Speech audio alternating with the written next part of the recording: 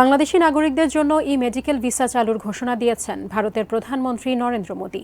বাংলাদেশ ভারত মৈত্রী স্যাটেলাইট দুই দেশের সম্পর্ক নতুন উচ্চতায় নিয়ে যাবে বলেও মন্তব্য করেন তিনি। নয়াদিল্লির হায়দ্রাবাদ হাউসে অনুষ্ঠিত দ্বিপক্ষীয় বৈঠক শেষে প্রধানমন্ত্রী শেখ হাসিনা জানান, আঞ্চলিক রাজনীতি, বাণিজ্য ও দুদেশের অভিন্ন নদীর পানি বণ্টন নিয়ে ফলপ্রসূ আলোচনা হয়েছে। এর আগে দুই নেতার উপস্থিতিতে মোট 10টি সমঝোতা স্মারক স্বাক্ষর হয়।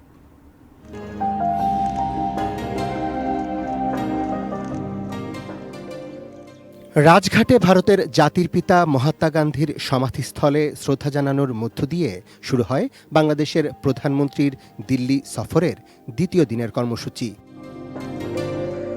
মাত্র ৩০ ঘণ্টার সফরে শুক্রবার ভারত যান প্রধানমন্ত্রী শেখ হাসিনা।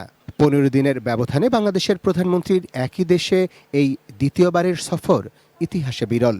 আর ভারতে টানা তৃতীয় মেয়াদে বিজেপি জোট ক্ষমতায় আসার পর এটি দেশটির জন্য কোনো সরকার প্রধানের প্রথম দ্বিপাক্ষিক সফর।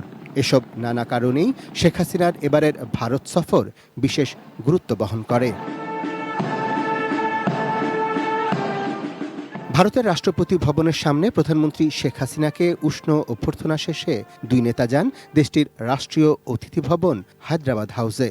সেখানেই একান্ত আলাপচারিতায় যোগ দেন বাংলাদেশের টানা চতুর্থ মেয়াদে ক্ষমতায় থাকা সরকার প্রধান শেখ হাসিনা এবং ভারতের টানা তৃতীয় মেয়াদে সরকার প্রধান নরেন্দ্র মোদী।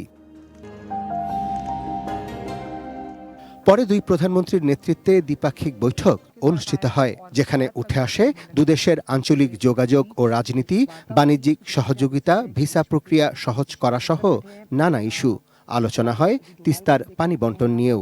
আনুষ্ঠানিক এই বৈঠক শেষে দুই সরকার প্রধানকে সামনে রেখে বাংলাদেশ ও ভারতের মধ্যে 10টি সমঝোতা ও সহযোগিতার স্মারক স্বাক্ষরিত হয়।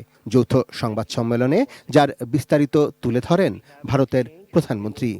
Green partnership, digital partnership, blue economy, space जैसे अनेक क्षेत्रों में सहयोग पर बनी सहमति का लाभ दोनों देशों के युवाओं को मिलेगा।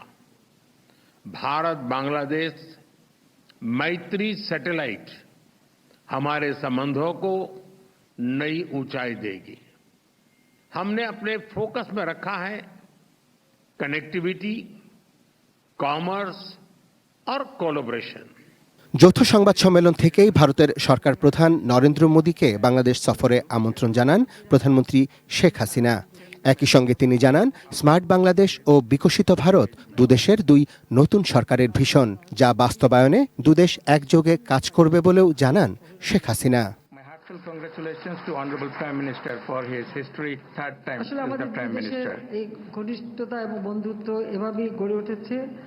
আজকে আমরা Today our two sides had very productive meetings where we discussed politics and security, অন্যান্য পারস্পরিক trade and connectivity, the sharing of water from common rivers, জ্বালানি ও শক্তি, power and energy, and regional and multilateral cooperation. Arafat Siddiqui, ATN news, Dhaka.